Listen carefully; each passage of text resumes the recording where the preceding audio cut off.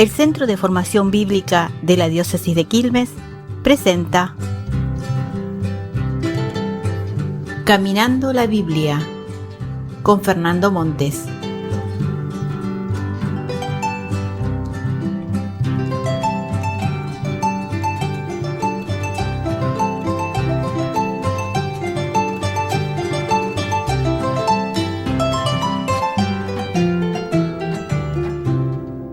Qué tema tan discutido es el asunto de los impuestos, sobre todo a la hora de fijar los precios de las cosas.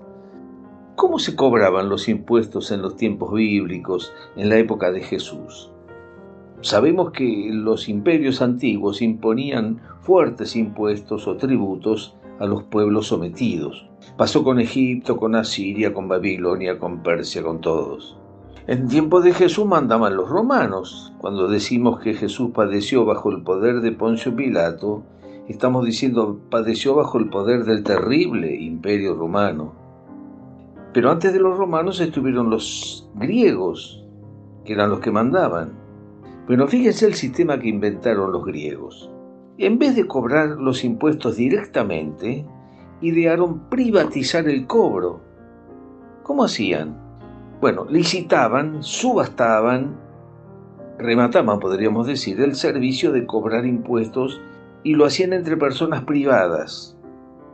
El que se prestaba a esa subasta pública tenía que pagar por adelantado lo que calculaban que iban a recaudar.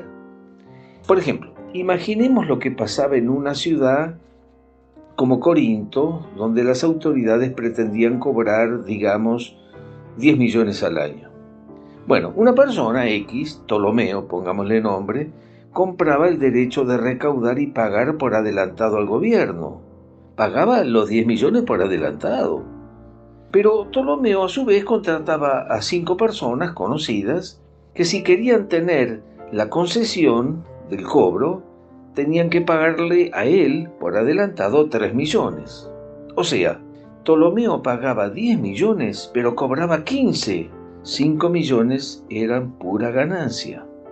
A su vez, esas 5 personas contrataban a los que salían a la calle para cobrar y que querían también su ganancia. Entonces los 10 millones pedidos por las autoridades de Corinto se convertían en 20. Había 10 que quedaban en el camino entre los llamados publicanos o recaudadores de impuestos. Y los romanos mantuvieron ese sistema. Es decir, el campesino, el poblador de las ciudades, pagaba con su impuesto a un montón de gente que sacaba tajada del trabajo de cobrar. Esos recaudadores de impuestos eran de distintos niveles. Por supuesto, todos muy ricos y muy odiados por el pueblo porque eran chupasangre, diríamos. Pero hay nombres muy interesantes en los evangelios. Veamos 2 de ellos. Mateo y Zaqueo. En el capítulo 9 del Evangelio de Mateo se dice que este tenía una oficina de recaudación. Bueno, una oficina, a lo mejor era una mesita en la calle. Esos lugares estaban generalmente en la puerta de entrada de la ciudad, es decir, nadie podía escaparse de pagar. Tanta bronca les tenía la gente que siempre iban acompañados de un militar, de alguien armado. El otro era Zaqueo. Esto de Zaqueo lo trae Lucas en el capítulo 19, que no era un recaudador más. Dice Lucas que era jefe de los recaudadores de impuestos y muy rico, una especie de cargo superior en esa escala de cobradores. Es impresionante la escena que nos relata Lucas. Dice que pasa en la ciudad de Jericó, que Jesús la atraviesa, que hay tanta gente y que había un tal Zaqueo que se sube a un árbol para ver mejor. Y Jesús, que pasa debajo del árbol, mira arriba y le dice: baja pronto que hoy tengo que alojarme en tu casa. Esto le costó críticas a Jesús. No sabemos de qué hablaron, pero sí sabemos la decisión que tomó Zaqueo.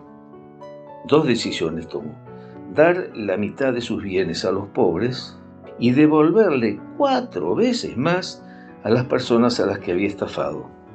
Y la respuesta formidable de Jesús: Zaqueo, hoy llegó la salvación a tu casa. Vos también sos hijo de Abraham, porque yo vine a buscar y a salvar lo que estaba perdido.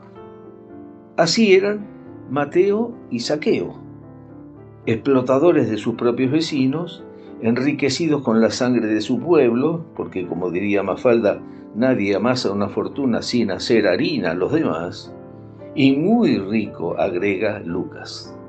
Pero se ve que esta gente tenía un fondo noble. Por eso, el encuentro con Jesús los libera de tanta riqueza y a su vez de tanta miseria en el corazón. ¿Estamos?